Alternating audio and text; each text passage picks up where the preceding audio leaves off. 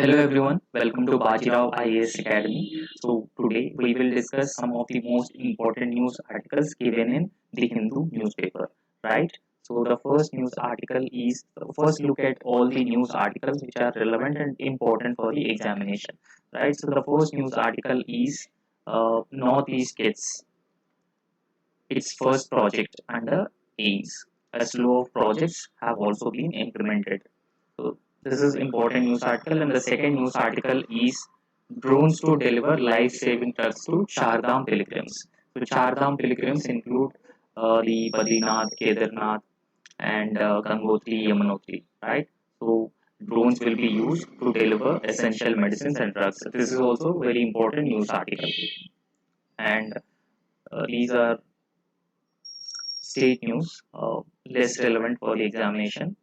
And when it comes to editorials, two editorials in the newspaper today are important. The first editorial, which is important, is a reminder about unfettered constitutional positions. So this is about the appointments to the various constitutional positions in India that include Comptroller and Auditor General of India, Election Commission of India, and also the Public Service Commissions, etc. So we will look and discuss this article in a detailed way. And the next important article is recent violence in Myanmar uh, by junta on civilians. So this is also very important because Myanmar is India's eastern neighbor. So therefore, in this context, it is important to understand what has been happening in Myanmar, right? So apart from these two editorials are important for today. So PM groups for Bihu dance beats in Assam. Uh, the Bihu, we should know about Bihu. This is important with the perspective of Indian culture. So along with Bihu, we will also understand what is Gamosa, right? So that is also in news because it has recently got the geographical indication status. Okay, and the next most important news article is inordinate delay in mercy plea decisions benefiting the convicts. So once a person is convicted of an offense, he can file a mercy plea with either with the president or with the prime minister, with the governor. I'm sorry. So these mercy pleas are also are very important.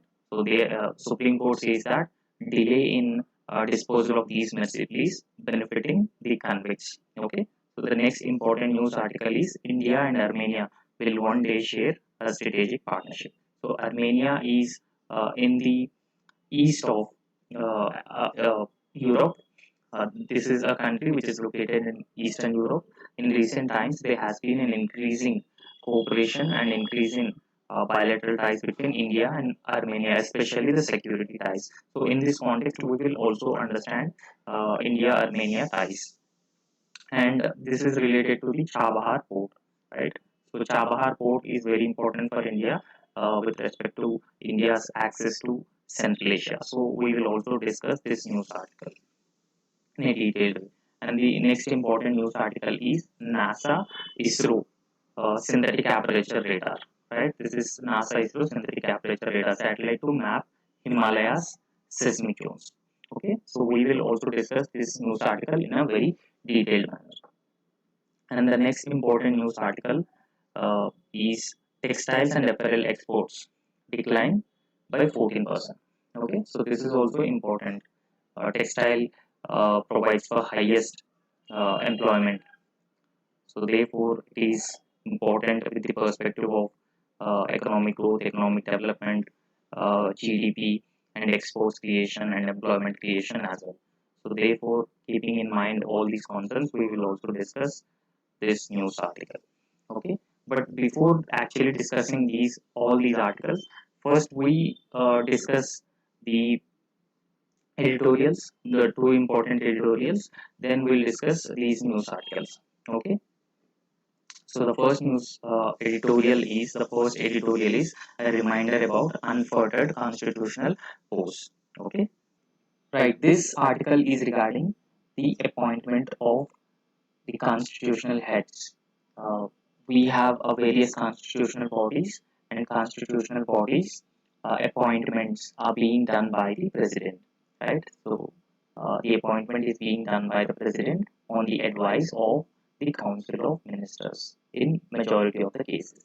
However, this article has been recommending that the comptroller and auditor general of India should be appointed by a committee, and a committee should be constituted, and the committee should recommend names, a panel of three names, and among these three names, one person should be selected and appointed as a CAG, so that it reduces or minimizes the influence of the executive over the appointment of the Comptroller and Auditor General of India. It is also called as financial watchdog, right? So in this context, let's try and understand what is this article says, how the appointments to the constitutional bodies are made, what is the need for minimizing the executive, minimizing the executive interference, right? So what is exact and actual need for minimizing the executive interference?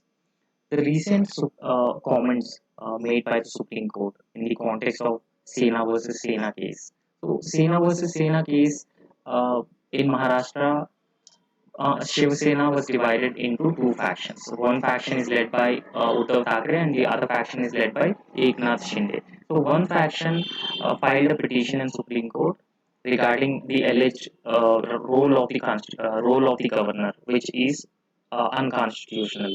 It says so. In this case, the Supreme Court expressed a very serious concern about the active role being played by the governor in state politics. Governor's role in state politics. In fact, governors becoming part of the political processes is particularly disconcerting. So, this is the opinion expressed by the Supreme Court with regard to the governor of Maharashtra. And also, Supreme Court ensured the independence of the Election Commission of India.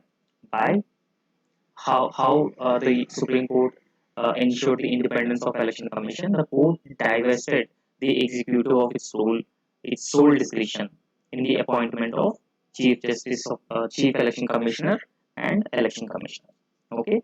Earlier, the Chief Election Commissioner and Election Commissioners are appointed by the executive. The Council of Ministers just recommend the names to the President, and the President appoints Election Commissioner and Chief Election Commissioner. However, a committee should be constituted for this purpose.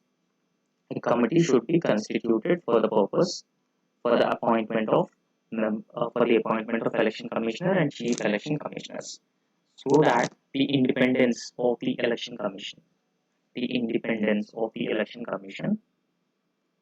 could be maintained. Okay, so what is the need for independent institutions? Why there is a need for independent institutions? Because the democracy requires checks and balances. Democracy requires checks and balances. So what checks and balances do? Checks and balances minimize the arbitrariness of the arbitrary use of power by the government of the day. Okay, so therefore independence of these institutions are very important. In fact, Indian democracy provides for various constitutional authorities. So the constitutional authorities include CAG, Election Commission of India, National Commission for Scheduled Castes, Scheduled Tribes, Backward Classes. So these are all the constitutional bodies. And Indian Constitution provided for various constitutional authorities. In fact, Constituent Assembly also recognized that there is a need for independent institutions to regulate the sectors of national importance, and they should be independent of the executive interferences. Okay. So along with that, it is necessary that such constitutional bodies are provided with complete independence. They should be provided with complete independence. So complete independence make them more effective, and they can fulfill the constitutional roles and responsibilities. However, along with that, it is essential to attribute independence and not being influenced by the so these institutions should not be influenced by the vested interest, and their ability to work should withstand the pressure from the executive. These organizations also face pressure from the executive time to time. So these organizations should be able to withstand pressure from the executive. However, uh, in fact, the president is empowered by the constitution to appoint heads to all constitutional authorities, right? So in fact, the appointments, the president make appointments. The president appoints the prime minister under Article 75, attorney general also under Article 76, and chairman and members of the State Finance Commission under Article 280 of the Constitution, and chairman and members of the Union Public Service Commission under Article 316, special officer for linguistic minorities 350, Article 324. So all these appointments are made by the president, right? And Constitution empowered the president to make appointments to all these constitutional positions. However, it says that uh, all these appointments uh, shall be appointed by the Constitution says that uh, the heads of these organizations or these institutions shall be appointed by the president by warrant under his hand and seal. So appointments to all these agencies are covered under the words shall be appointed by the president by warrant under his hand and seal, authorizing the president for appointment of judges to the Supreme Court, High Court under Article 124, 217, CAG under 148, and appointment of governor under 155. So these appointments are also covered under uh, the president by warrant under his hand, the words president by warrant under his hand and seal, right? However, similar words have also been used while making appointments to Article 338A, 338, 338B. These are related to National Commission for Scheduled Castes, Scheduled Tribes, and backward classes. Right? So, so along with that, the Supreme Court clearly says in N. Gopalakwamy case, in N. Gopalakwamy versus others, Union of India case, the Supreme Court clearly says that the President shall act in aid and advice of the Council of Ministers under Article 75. The President clearly acts on aid and advice of the Council of Ministers, with the Prime Minister as the head of in all matters, which was in executive. The Constitution vests certain roles and responsibility on executive also. So therefore, the President acts on aid and advice of the Council of Ministers headed by the Prime Minister. However, in cases related to the appointment to a particular constitutional authorities, we have discussed the Election Commission, UPSC, uh, Comptroller and Auditor General of India. So, appointments related to the particular constitutional authority, these appointments should be kept independent of the executive. So, there should be minimal or no executive interference in the appointments of these constitutional bodies. So such an interpretation would be in line with thinking which prevailed during the relevant Constituent Assembly debates. So Constituent Assembly in fact also envisioned that the appointments to these constitutional uh, authorities should be kept independent of the executive or executive influence. There is an unrestricted and unfettered choice. So try and understand what is this unrestricted and unfettered choice. So, draft constitution says that the appointment of Comptroller and Auditor General of India under Article 248 had provided that there shall be an Auditor General of India who shall be appointed by the President. Okay, so this was the draft constitution, not yet passed by the Constituent Assembly. However, there were amendments moved. I mean, these amendments include uh, the word President by warrant under his hand and his seal be inserted. So the Constituent Assembly understood the constitutional role of the Comptroller and Auditor General of India. So therefore, the word inserted, the warrant under his hand and seal be inserted because the Auditor General of India, like Chief Justice of the Supreme Court, is to be appointed by the President. So therefore, it is essential that the words by warrant under his hand and seal should be introduced. So introducing these words by warrant under his hand and under his seal gives more independence, makes it more independent from the executive, right? So because it is a constitutional body. So along with that, the Constituent Assembly further discussed about the Auditor General. He should always be independent of either executive and legislature. This is also discussed in the Constituent Assembly because he is the watchdog of our finances, the watchdog of our finances in our country. So therefore, his position should be made strong and cannot be influenced by anyone. Okay. So Article 148 governs the appointment of CAG to the uh, this constitutional institution. Right? Just remember this Article 148. And he should not be influenced by anyone, howsoever they may be, since he is a financial watchdog of our country. So, so therefore, in fact, initiating an amendment for article providing for governor, Article 131. So, Article 131 was also amended by the Constituent Assembly. The governor of a state shall be appointed by the president by warrant under his hand and his seal. The appointment of the governor shall also covered under these words, president by warrant under his hand and under his seal.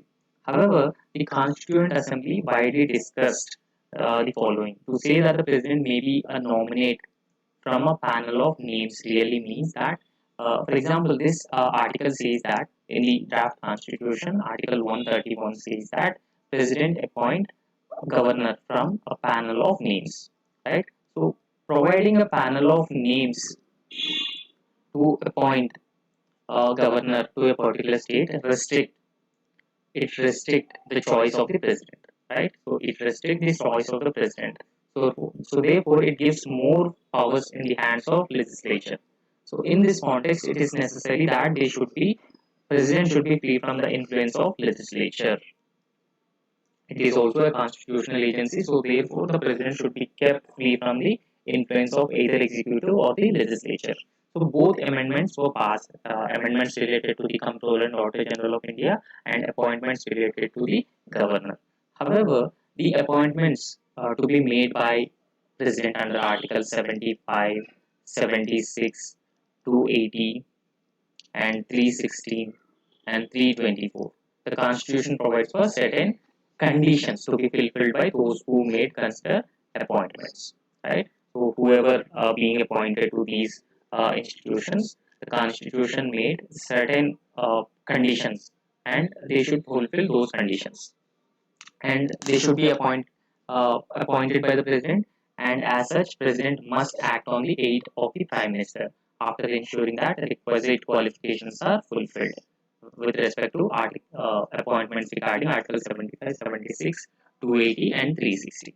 So, a special status. So, the special status regarding the appointment of Comptroller and Auditor General of India. So, the pertinent one thing that should be kept in mind is that Constitution affixes a phrase by warrant under his hand and his seal only to refer the appointment to the positions of judges, Comptroller and Auditor General, and governors, where it assigns a special status that distinguishes these organizations from other constitutional positions. Okay. However, constitutional authorities like judges, Supreme Court, High Court, and Comptroller and Auditor General of India are kept free from the political and executive pressures. So they are always kept free from the political and executive pressures.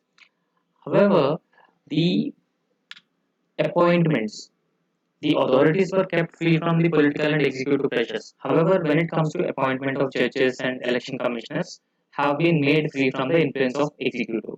Judges are appointed by the collegium, right? Judges are appointed by the collegium system, and recently appointments to the election commission, in election commission of India, are also made independent by the Supreme Court, right?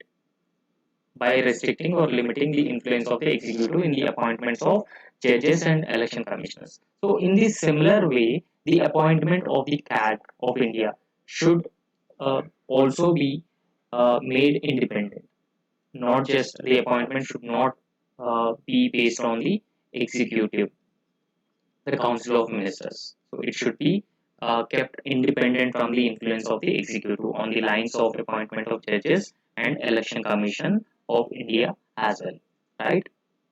So the process of a person to be appointed as a Comptroller and Auditor General of India should be should begin appointing a committee. So first you should appoint a committee. So first you should appoint a committee, and the committee consists of Speaker of Lok Sabha and Chief Justice of India. So along with him, Chairman of Public Accounts Committee. So the committee should consist of all these three members, and these three members should shortlist names to be considered for the appointment of CAG of India, and a panel of names should be forwarded to the president, right? So, and then from the panel of names, the president would appoint an eligible and appropriate individual to the position of Comptroller and Auditor General of India as per Article 148 of the Constitution. So this says essentially says that the CAG appointments should be, the authorities are free from the influence of the executive. So along with this independence, the appointment of the Comptroller and Auditor General of India should also be made independent from the influences of legislature and executive. So this is all about this article. Let's look into the next news article, right? So the next news article is regarding the situation in Myanmar. So we all know that the military junta has taken over the uh, democratically elected government in the year 2021 February. So since then there has been a disproportionate violence against civilians, right? There has been a disproportionate violence against civilians, and also there has been a civil war between different groups within Myanmar. Since Myanmar shares a border with India, uh, so therefore it is important to understand what has been actually happening in Myanmar, right? And what could be the India's role, and how other regional powers are playing. I mean, either they are supporting the military regime, or they are silent on these violent incidents or violent crackdown of the military regime on civilians. So before actually discussing this article, let's try and understand what exactly happened in Myanmar, right?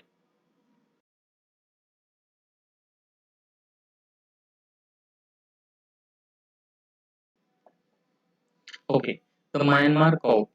Okay, in Myanmar, what happened actually was the seizure of power on February 1st. The seizure of power on February 1st, and that follows a weeks of tensions and military allegations. Huge irregularities in parliamentary polls. The military alleged that there are huge irregularities in parliamentary polls. So therefore, the military took over the democratically elected government. So if we look at the timeline of what has exactly happened in Myanmar in 2010, uh, Aung San Suu Kyi, she was a leader, uh, a pro-democratic leader in Myanmar. Her name Aung San Suu Kyi, right? So she was released from house arrest. She was under house arrest for several years. So she was released from house arrest after 15 years of detention by the junta. In 2016, she assumes a de facto national leadership in the role of state councillor. And in the year 2015, she leads NLD, National League for Democracy, to landslide election, a victory in the country's first democratic elections. In the year 2020, she leads NLD to second landslide victory. And after the second landslide victory in February 1st, she was arrested hours before the parliament due to convene. So the parliament had to convene before the parliament actually convened. She was arrested by the military. So what we exactly know so far? The army has declared a 1 year state of emergency in Myanmar.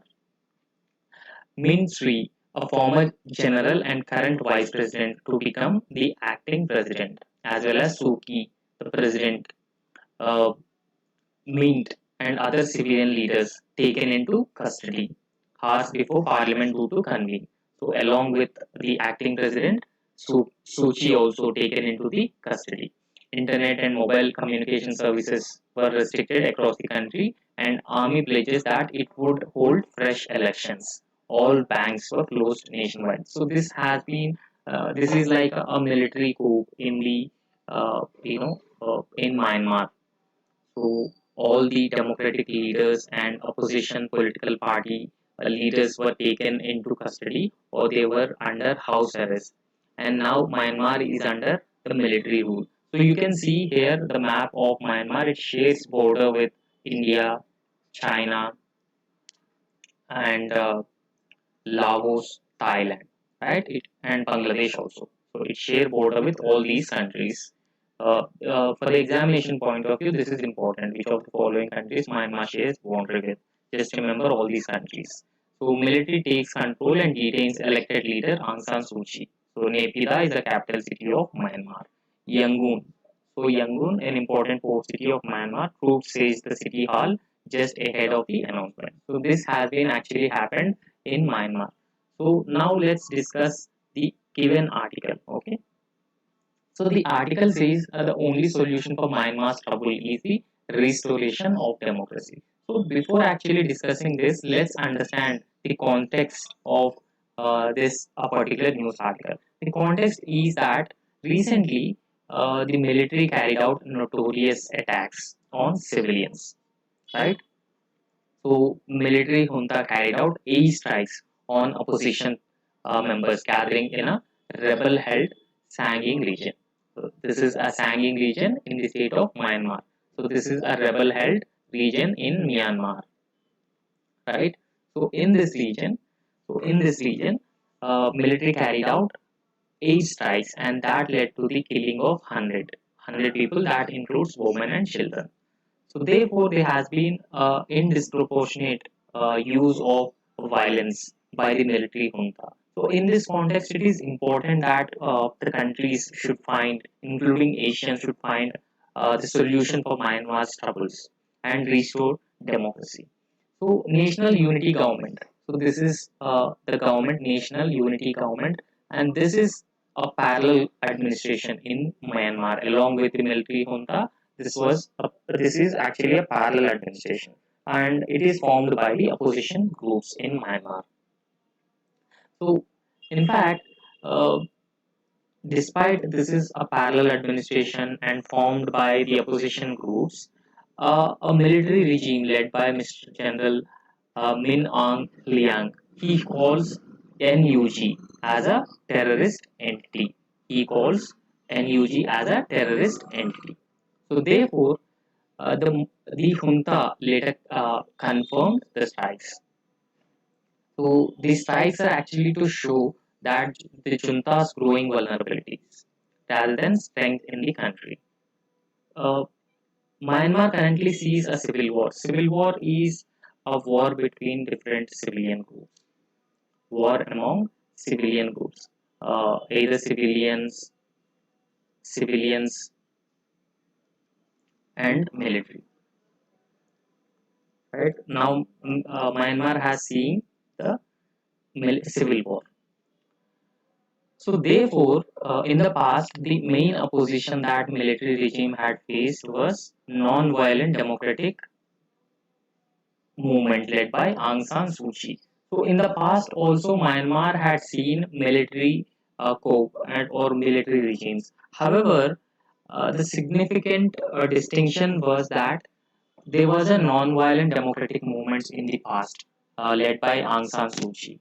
But with the current military regime, it has been facing the violent backlash. Because see, the national unity government have an armed wing, right? So the national unity government had an armed wing. In fact, it had controlled several, sparsely populated areas in Myanmar, right? So in this context, in February 2021, coup, which toppled an increasingly popular Aung San Suu Kyi, her National League of Democracy. her National League of Democracy had won back-to-back elections, and that led to the coup in the 2021. So, and then the country slipped into civil war between regime and National Unionist government. So there was a civil war between regime and NUG. So now NUG and its armed wing. So the armed wing of NUG is People's Defense Force. They also have an armed wing, People's Defense Force. So they have joined hands with the ethnic local militias in Myanmar to oust military. Their target was to oust the existing military regime. However, the military has lost a swath of territories, most sparsely populated in rural and jungle areas. So, unable to recapture the lost land, the military regime unable to recapture the lost land, it has been relied on air strikes to weaken the opposition, to weaken the opposition. So, in order to weaken the opposition, the military junta has been using air strikes. Right? However, the junta faces a pressure from the resistance groups. So we also discussed there is a resistance group, People's Defense Front. This is an armed group of NUG.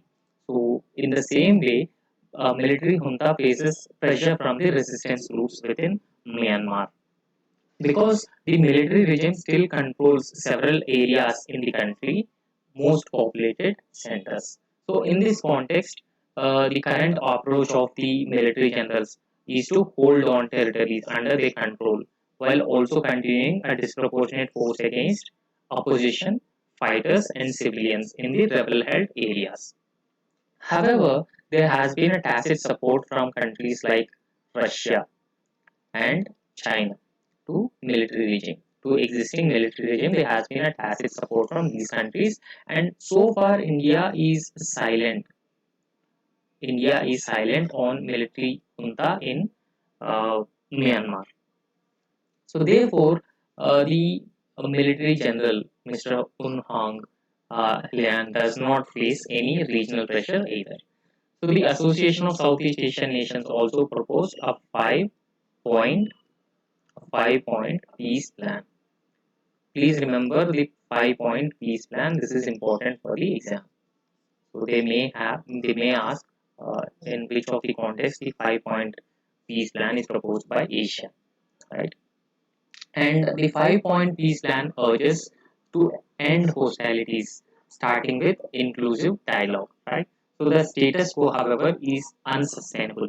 Regional powers cannot look away when a thuggish regime keeps killing its people with impunity. There are regional powers like Russia, China, India. They are regional powers. So regional powers cannot look away what has been happening in Myanmar, right? So therefore, the peaceful resolution of Myanmar is essential for stability in Southeast Asia. The peaceful resolution of the issue in the Myanmar is very important not just for the country but entire Southeast Asia. Hence, Asian and regional powers such as Russia, China, India should not see a civil strife as an internal affair or internal problem of Myanmar.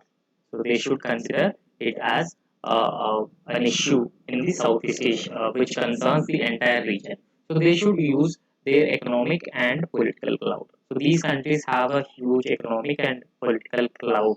So this clout can be used to force the military generals to stop violence and enter into talks with the opposition parties, both the Aung San Suu Kyi party and the NUG party. So therefore, the only sustainable and long-term solution in Myanmar for these myriad woes is the restoration of democracy. So the only sustainable and long-term solution is restoration of democracy. But the before actually restoring the democracy, the first step is to achieve this. The goal is to end violence. First, the military junta should end violence, and then they should make a significant efforts to uh, make the country, restore democracy within Myanmar. So this is all about this article, the Myanmar military junta and its strikes. on civilians and what should be the role of regional powers, and that includes the India and what should be the way forward. The first uh, news article, Northeast gets its first aims. A slew of projects were also announced. Right, so the Prime Minister inaugurates a super specialty hospital and three medical colleges in Assam.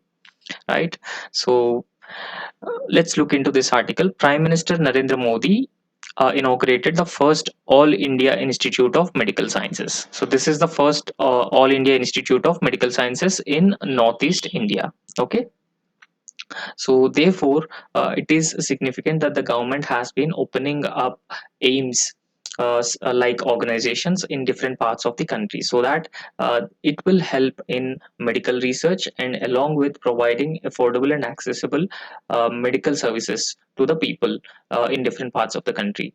However, Assam Advanced Healthcare and Innovation, Assam Advanced Healthcare and Innovations Institute within the Indian Institute of Technology, Guwahati complex. This was also established along with the All India Institute of Medical Sciences. However, the Assam Advanced Healthcare Innovation Institute, will be a research and innovation center in the areas of medical sciences. However, Prime Minister says that we are moving at a forward. We are moving forward with the mantra of India's development through development of Northeast. So this is not much significant. So Prime Minister says that development becomes impossible when politics of dynasty, regionalism, corruption, and instability starts to dominate the whole political situation. Then development is impossible. So this is all about the Assam's aims. The first aims in the northeastern states is set up in Assam. So the next news article is drones to deliver life-saving drugs to Chardham pilgrims. So before actually discussing this article, let's let's look at the Chardham. Chardham is pilgrimage centers. They are located in Uttarakhand. They are Kedarnath, Badrinath, Gangotri, and Yamunotri. So they are all located above 10,000 feet. So right, they are all pilgrimage sites in the Gadwal Himalayas. So both Gadwal and Kumaon Himalayas are located in Uttarakhand state.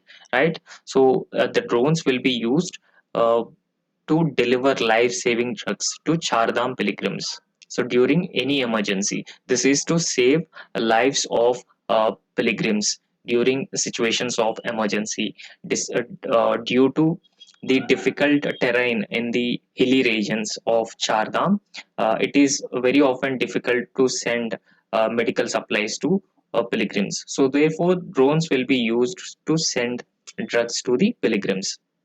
However, the decision to engage drones to deliver medicine in high risk areas during an emergency was taken following the recognition of the need to offer immediate medical services to those who are in need. So, in fact, a physical reach is also very difficult in those areas. So, therefore, drones can be effectively used to deliver essential medical supplies. So this is the pilgrimage sites in Uttarakhand. So this is the location of Gadwal and Kumaon hills in the state of Uttarakhand, right? So Uttarakhand share its border with international border with China and Nepal also, right? These are the sites: Yamunotri, Gangotri, and Rudraprayag, Yamunotri, Gangotri, Kedarnath, and Badrinath. So you can see here, this is Badrinath and Kedarnath also. So these are the sites which are in Uttarakhand, right? So these four sites together called as uh, Chardham pilgrimage. And also look into the applications of drones. So drones can be used to save lives. So this is the best example that drones can be used to deploy or to deliver essential medicines to pilgrims. It deliver goods and medical supplies, farming. For example, in farming, spraying fertilizer and pesticides, drones can be effectively used. In surveying, also drones can be used. rescuing, pipe inspections, building infrastructure, filming, and these are some of the most potential applications of drones. So recently India also come up with new drone rules. So the new drone rules will facilitate the promotion of drones manufacturing industry in our country, keeping in mind the various applications of drones. So this is all about this news article. So let's discuss the next news article. So the next news article is the Bihu dance performance, right? So Bihu is a traditional dance in the state of Assam, right? So first understand what is a Bihu dance. So Bihu is one of Assam's most prominent cultural events, right? So it is most prominent cultural events celebrating the season, the changing seasons. So it celebrates the changing seasons during the harvest season, and it is also celebrated during the harvest season. So Assam celebrates its national festival Bihu. So the Sanskrit word Bihu signifies to pray for blessings and prosperity. So on the festival day, farmers and local people pray to God for successful harvest on Bihu. Remember, Bihu is uh, organized or conducted during the harvest season. So this is the traditional Bihu dance performance. Both males and females are part of the Bihu performance with a traditional hand woven scarf towel. This is called as gamosa. Okay, so this is known as gamosa. This is very important even for the UPSC prelims perspective, because it is recently given the GI tag. Fine. So in this article it has been highlighted that the Bihu is a symbol of unity and synchronization between human beings and nature, right? Assam, for the gamosa, a woven scarf towel, a unique silken attire, and cousin organic form production, some of them have already received the geographic indication status. So the woven scarf towel, this is gamosa. Okay, so you can see here, so this is gamosa, and in Assam it is very prominent. So just remember this gamosa, it is from Assam. Okay.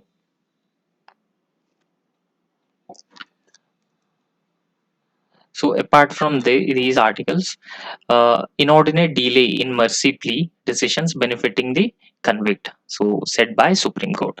The Supreme Court says inordinate delay in mercy petitions, they are benefiting the convict.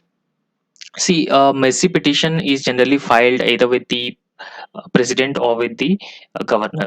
So as per the advice of the council of ministers, president or the governor takes the decision on the mercy petition filed, uh, mercy petition filed so by the convicts. However, there has been a significant I mean a delay in the disposal of these mercy petitions by both the president and the governor. So, since there has been a huge delay in the decision of the mercy petitions, the convicts have been taking advantage of this. Okay, so the Supreme Court also highlighted the same. The Supreme Court has directed the states and other authorities not to delay their decision on mercy petitions filed by death row convicts, and to avoid condemned persons from gaining any advantage or benefiting from the holdup. Because if this mercy petition is held up for too many years, and that will benefit the person who is already convicted, and he will not receive the punishment because of the mercy petition still pending with the respective authority. And so decide the mercy petitions against the death sentence. Such mercy petitions are decided at the earliest, so that the benefit of delay not deciding the mercy petition is not accrued to the accused. So the accused are not benefited by such inordinate delay, and accused may not take the advantage. So we already discussed how an accused or convict will benefit if mercy petitions are delayed continuously. Right. So this was in the context of an appeal filed by the state of Maharashtra against a Bombay High Court decision. So in this case, what Bombay High Court did, a person named Renuka Shinde, so she was awarded the death sentence. She was awarded the death sentence and she filed a mercy petition. So she filed a mercy petition with the governor. So mercy petition with the governor or with the president, either of them. So since the mercy petition is delayed, since the mercy petition is delayed, the Bombay High Court commuted. Commutation means reduced. Commutation means a reduction in the sentence. So the Bombay High Court commuted the death penalty into the life imprisonment. Right. So the Maharashtra High Court challenged this in Supreme Court. However, Supreme Court says that inordinate delay in deciding mercy petitions would work in favor of the convict because of her crimes. She has to award. She has to be given a death sentence. However, due to inordinate delay in deciding her mercy petition, the death sentence is delayed, and now her death sentence is commuted to life imprisonment. So the Supreme Court says that unexplained and prolonged delay in deciding mercy pleas was a valid ground to commute. So if the mercy petition is delayed, then that will be a valid ground on the part of the judiciary to commute the sentence into a lesser punishment, right? So lesser punishment or a life imprisonment. So this is what this article says. And the next article is India and Armenia will one day share a geostrategic relationship. So before actually discussing this article, let's first look at the geographical position of Armenia. So Armenia is located in the east of Europe and in the Asian region, right? So this is the position of Armenia, and Armenia borders Georgia. This is Azerbaijan, Iran, and Turkey. See now, Armenia and Azerbaijan have tense ties. So even a frequent military conflict have also been taking place between these two countries. However, Azerbaijan is an ally of Turkey. So therefore, since Armenia is a landlocked country, it is at the disadvantaged position. Armenia is also sharing a border with Turkey. So see, this is a Caspian Sea and this is a Black Sea. And just understand, remember the position, geographical position of Armenia. Okay, now the Armenian envoy to India. So he says that the increasing political cooperation between Armenia and India must be institutionalized.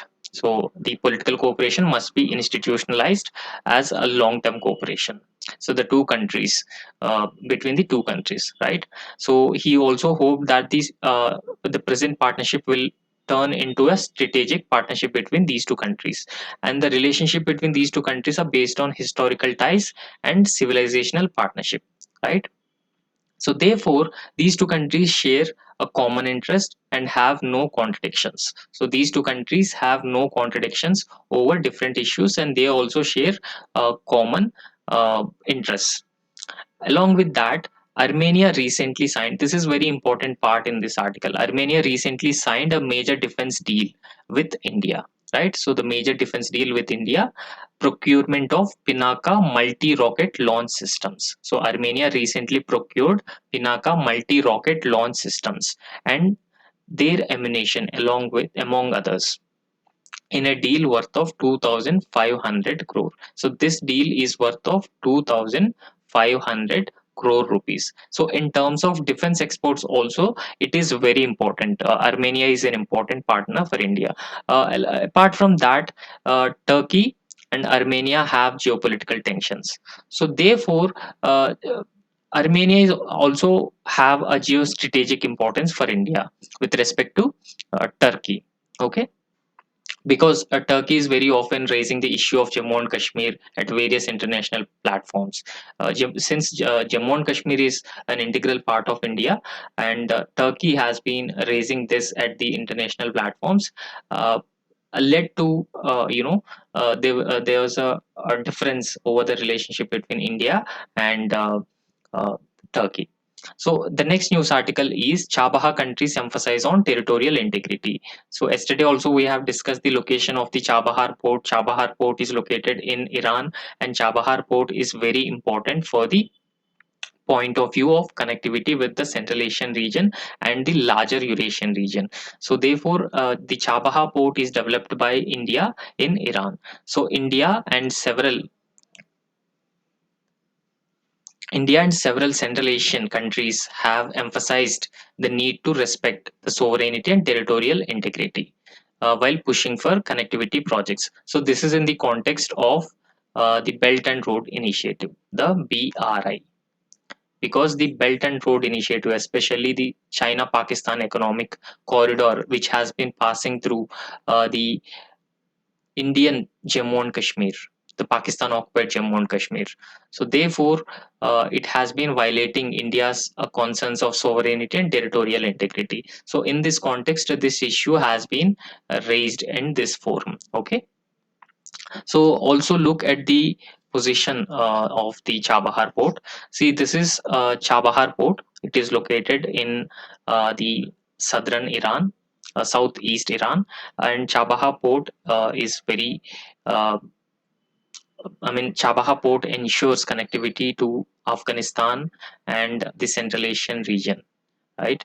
So, in terms of connectivity, Chabahar port is also important. Chabahar port plays a crucial role in international north-south transport corridor, so which has been mooted to improve the connectivity between the Eurasian region and the Indian Ocean region, especially India, right? Okay. So the next news article is NASA ISRO synthetic aperture radar. NASA ISRO synthetic aperture radar satellite to map Himalayan seismic zones. This is to map Himalayas seismic zones. Okay.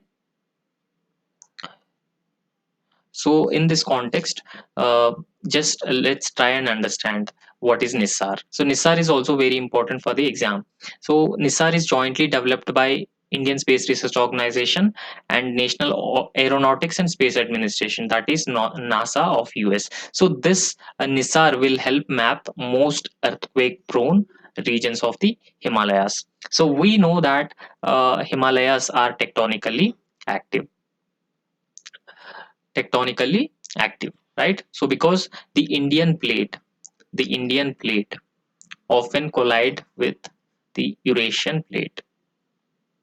So Eurasian plate. So that led to the rise of Himalayas in the rise of Himalayas. So therefore, therefore the Himalayas are tectonically very active, and Himalayas are very vulnerable. The Himalayas are very vulnerable to frequent earthquakes. So, in this context, the data provided by the NISAR satellite will help India analyze the most vulnerable regions, the most vulnerable earthquake prone regions in Himalayas, right? So, the data this will generate can potentially give advance warning of land subsidence. Right, the land subsidence incidents we recently see in Joshimath of Uttarakhand. So, if you can see, this is how the land has been subsiding in the Joshimath. Even people are, evacuated from this village. So, this is because of, it is located in the Himalayan hills, and they are tectonically very active, since if any earthquake emerges, that lead to a huge destruction. So therefore, keeping in mind uh, the emergency situations, or keeping in mind the disaster proneness, people from this village have been evacuated. So evacuated, and the data from the NISAR satellite will help analyze and understand what are the actual reasons for the subsidence, and along with that, it will also give advanced prediction, weather forecasting, advanced prediction about the earthquakes. and a great risk from earthquakes. The NISAR satellite is expected to cost around $900 million, and ISRO contributes just one tenth of it. And there will be two frequency bands. One is L band, and second is S band image. Right, the seismically active Himalayan region that will every 4 days create a deformation map. So since Himalayas are tectonically very active, there is a need for a deformation map to understand the earthquake vulnerabilities in the Himalayan region. So therefore, the NISA satellite will provide the data, the required data. However, the geoscience community says that this data can use to determine how strain is building up in various parts of Himalayas. The strain stress has been building up in various parts of Himalayas. So these two frequencies, both L band and S band, will together provide high resolution all weather data from satellite, and that is expected to follow a sun synchronous orbit. So just understand the geostationary transfer orbit. So this is the geostationary transfer orbit, and this is the sun synchronous transfer orbit, right? So this is the sun synchronous transfer orbit. And so okay, so therefore, scientists from the Geological Survey of India in 2021 published a strain map. So they already published a strain map to understand the vulnerability, the earthquake vulnerability in the Himalayan region. So it is based on the data from 1,252 GPS stations along the Himalayas. However, the identified regions that had a greatest odds in generating earthquake, so a magnitude of 8 and their extent. However, this NISAR satellite will help, is the costliest space mission. No doubt it is the costliest space mission ever can have, and it will be a game changer in Earth science observation. So the satellite imagery to study deformation of land is already employed. The frequency at which observations are taken and clarity, the lineage images are very critical to understand the deformation and land subsidence in the areas, and also understand how stress has been building in the Himalayan regions. So with the frequency of 12 days and the ability to able to provide images under the cloudy conditions, NISA would be valuable tool to study deformation patterns such as Joshimat. Okay, so this is all about the NISA satellite. Just remember, the NISA satellite, it is a joint satellite of both ISRO and NASA. So it will have two frequency bands, L band and S band. So they will help uh, give images with high accuracy. So the next news article is textile and apparel exports decline by 14% in India. Right. So the textile and apparel exports contracted by 14% in the year 2012, 2022, and 23 compared to the previous year. So previous year, the export of textile was 41 billion US dollars in the 21-22. However, the apparel constituted 9.79% of total goods exported in 21-22. So in contrast to that, in the year 22-23, the segment recorded an export of 35.5 billion and constituted just 7.9% of total goods exported.